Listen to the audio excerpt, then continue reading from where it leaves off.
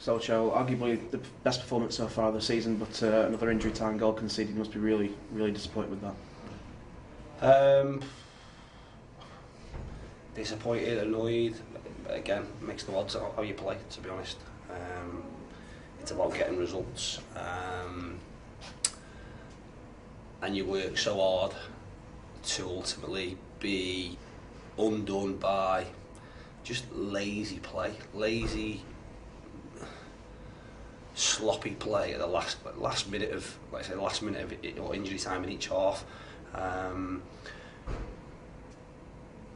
In a game that we knew what they'd do, we knew there'd be a real threat from broken play, first goal, and we knew there'd be a threat off set pieces, second goal. But we've got enough experience in there to deal with that, and it's just lazy minds ultimately.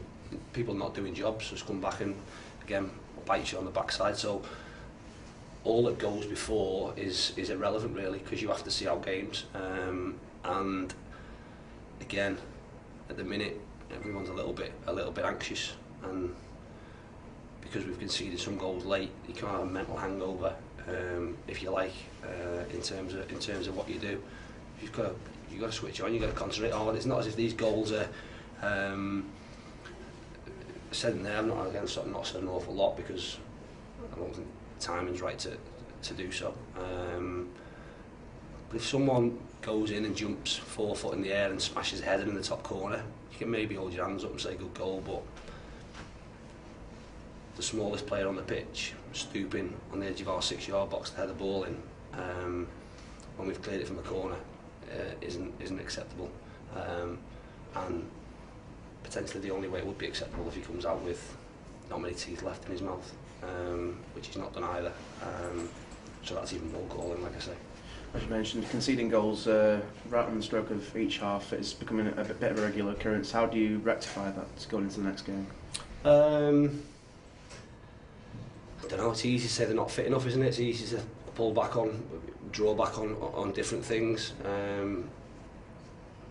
Goals are often scored early, goals are often scored late. I don't think it's any surprise, like I say, at the end of each half, you are more tired, and mentally more than anything you need to be switched on, need to be organised. You could, like I say, the first 40 minutes we've really worked our socks off, and then you get a sense that we're sort of trying to see out the half as it works out. We had 2 really good opportunities at the end of that first half to create with a 4v2 down this side. We should get Jack in for a finish, and we don't. We end up offside, and then Sam makes a great run and is in on the other side, and we don't play the ball because we're looking to, I suppose, get through, because like I say, you are sort of or close to your tank being empty, if you like, in that first half. We don't go and punish them, and then, like I say, broken play is what suits them, because the front four are a real threat, and we knew that would be the case, so we had to be switched on, we had to be organised. We weren't, you get punished, and then obviously at the end of the game, it's about doing jobs. It's not about, like I say, getting anxious. We've got enough bodies back. Bodies being back ain't good enough if you're not doing anything. Anyone could go and stand in there and not get near people and not mark. You've got to do jobs, and you've got to have a over your dead body mentality that keeps the ball out of your net, and we ain't doing that. One thing you could say that's a positive is taking a team that were finished 4th last year in the conference and really troubling them, really only losing out on a win from a last-minute goal. Is that something that you can take positive from the game? I don't take much positives from it at the moment. Again, depending on how things work out, you look at the points we've got so far. All the teams that we've played against seem to be doing quite well and seem to have started quite well. But I suppose you can look at it.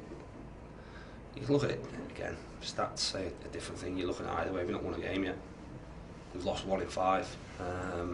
The other way, but at the minute it feels like we've lost more than 1. So again, it's always tough, but it's our job, like I say, to get them back at it Monday, and like I say, next weekend's a really tough weekend, a big turnaround, but like I say, great opportunity for us to go to a club who were a Football League club last year, and obviously a TV game here on Monday. There shouldn't be any, like I say, any bigger motivation from that. We've just got to lick our wounds a little bit and get on with it, because, like I say, for large parts we're doing well. Like I say, that was a really encouraging performance that at the moment doesn't feel great because of how it's sort of ended. After Tuesday, we found out Josh Langley had suffered an ACL injury, ruling him out for the season. Can we expect some defensive reinforcements over the next week or so? Yeah, we hope to have got one in by today. That's not, like I say, not happened. It's not just defensive reinforcements. It's reinforcements. We've got 16 players, and we need more. Desperate to get a full-back in, desperate to get another centre-half in, and like I say, things are ongoing, and hopefully by the middle of next week that will have changed. But again, I'll re-emphasise, it's about getting the right ones. It's not just a jump into something to see it or think it'll see it all right, and ultimately not be the right one. We need to get players in, we need to get the right players in, more just to fill out the squad and add a freshness to it, because we've had to be, like I say, we've had to be patient. We've had a big turnaround, and the uncertainty on the eve of the season, if you like.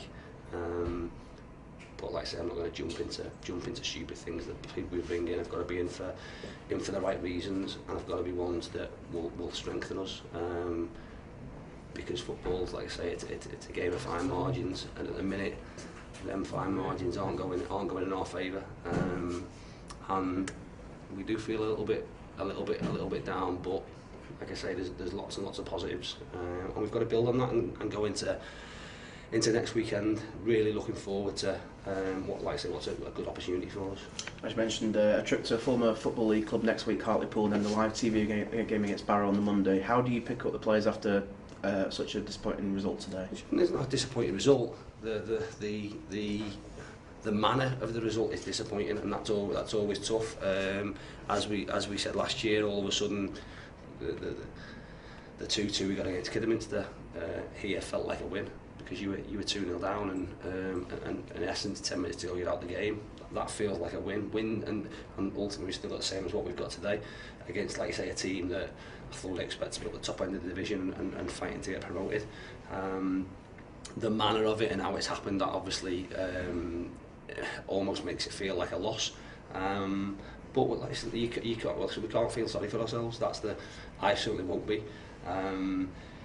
These things have got to, I suppose, have got to make you stronger, and make us realise that we have lots of improving to do, but we've all got to take responsibility for that.